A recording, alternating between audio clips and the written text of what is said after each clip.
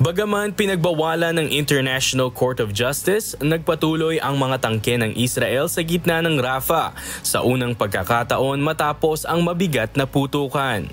2 araw matapos ang airstrike ng Israel, 4 na tangke ang nagpaputok sa mga tent sa Al-Masawi, isang lugar na itinalagang expanded humanitarian zone. Dito kasi pinayuhan ang mga sibilyan sa Rafah na mag-evacuate. 21 ang nasawi, 12 rito ay mga babae ayon sa medical officials ng Gaza Emergency Medical Services.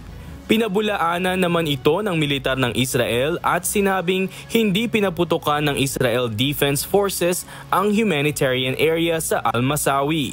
Isa ring atake sa Rafah City ang dahilan ng pagkasunog ng tent camp sa kanlurang bahagi ng syudad kung saan nasawi ang 45 tao. Sinabi naman ni Israeli Prime Minister Benjamin Netanyahu na hindi nila sinasadyang may madamay na sibilyan. Target umano ang 2 senior Hamas operatives. Opisyal namang kinilala ng Spain, Ireland at Norway ang Palestine, kaya lalo pang na-isolate ang Israel sa international community.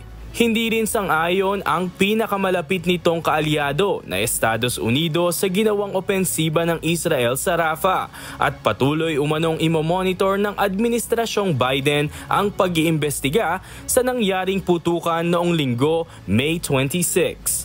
Patuloy pa ring nakikipag-usap ang Saudi Arabia sa Israel. Nakikipag-ugnayan din ang Egypt sa Qatar at United States upang muling mabuksan ang usapan sa ceasefire at pag-release ng mga hostage ng Hamas. Jazz Masakayan, humahataw sa balita ngayon.